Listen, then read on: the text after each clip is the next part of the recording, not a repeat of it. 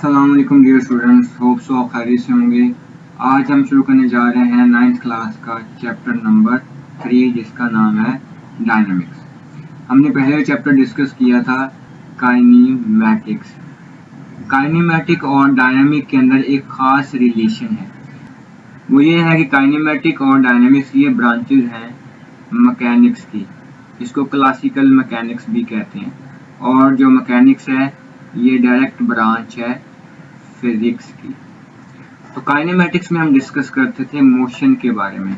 हमने chapter number 2 में सिर्फ मोशन के बारे में डिस्कस किया, बॉडी मूव करती है, और इसके रिलेटेड हमने पढ़ा मोशन के रिलेटेड ही कि उसमें वेलोसिटी होती है, उसमें बॉडी में एक्सेलरेशन होता है, उस बॉडी में मूव करने से कोई डिस्टेंस या उसमें कोई डिस्प्लेसमेंट आ जाता है।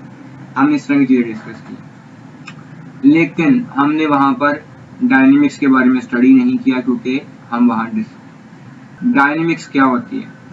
अगर हम एक बॉडी को ऊपर से नीचे गिराएं, फॉर एग्जांपल एक बॉल है, इसको अगर मैं ये अर्थ है, इस बॉल को ऊपर से रिलीज करता हूँ तो बॉल सीधा मूव करके नीचे को आएगी और अर्थ से टकराया जाएगी।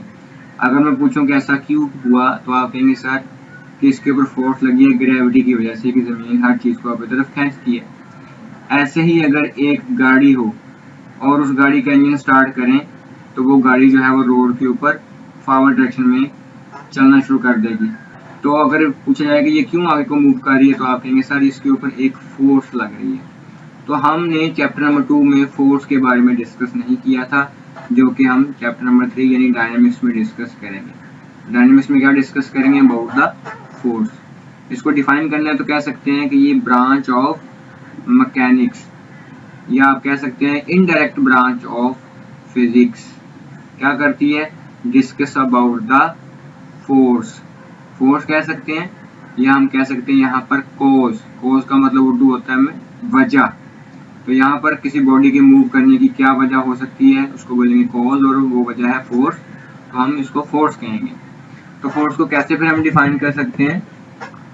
हम कहेंगे कि फोर्स किसी बॉडी को या तो मूव कर रही है तो स्टॉप कर सकती है, या अगर कोई बॉडी स्टार्ट है तो स्टॉप है तो उसको स्टार्ट कर सकती है, या फिर हम ये कह सकते हैं कि it can change the direction,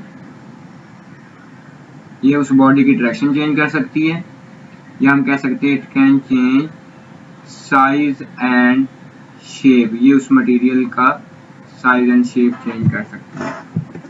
तो ये फोर्सेस जो है वो 4 काम कर सकती है। तो हमने देखना है कि ये काम कहाँ कहाँ पर नजर आते हैं, हमने इसकी एग्जांपल्स को भी देखना है। फोर्स की अगर हम टाइप की बात करें, बहुत अहम शॉर्ट क्वेश्चन है पेपर पॉइंट ऑफ व्यू से, तो इसकी 2 टाइप्स हैं। एक होती हैं कॉन्टैक्ट फोर्सेस और एक होती हैं non contact forces. Contact forces वो फोर्सेस होती हैं कि जिसमें बॉडी के साथ एक डायरेक्ट कॉन्टैक्ट होता है। कॉन्टैक्ट का मतलब क्या है कि एक बॉडी दूसरी बॉडी के साथ टच में होती है। मिसाल के तौर पर अगर हमारे पास एक स्ट्रिंग है, उसके साथ हमने कोई बॉल उसके साथ हमने बांधी हुई है, तो ये जो स्ट्रिंग है, ये स्ट्रिंग इस बॉल की वजन या वेट की वजह से नीचे को आ जाएगी या बिल्कुल स्ट्रेट हो जाएगी। इसमें जो थोड़े पिट्स एंड बम्प्स बने हुए होंगे या थोड़े कर्व्स होंगे वो खत्म हो जाएंगे। इसका मतलब ये बॉल ने स्ट्रिंग के ऊपर फोर्स लगाई है, लेकिन टच करके लगाई है, तो ऐसी फोर्स को बोलेंगे कि हम ये कॉन्टैक्ट फोर्स है। अगर हम नॉन कॉन्टैक्ट की बात करें तो इसको हम कैसे डिफाइन करेंगे कि no contact with another body, दूसरी बॉडी के साथ कोई कॉन्टैक्ट नहीं है, लेकिन फिर भी उसके ऊपर को फोर्स जो है वो लगा देती है। मिसाल के तौर पर हम यहाँ पे देखते हैं कि ऊपर मैंने एग्जांपल दी कि अगर ये अर्थ है और यहाँ पर एक बॉल पड़ी हुई है, तो बॉल खुद ही मूव करती हुई नीचे को अर्थ के पास आ जाएगी।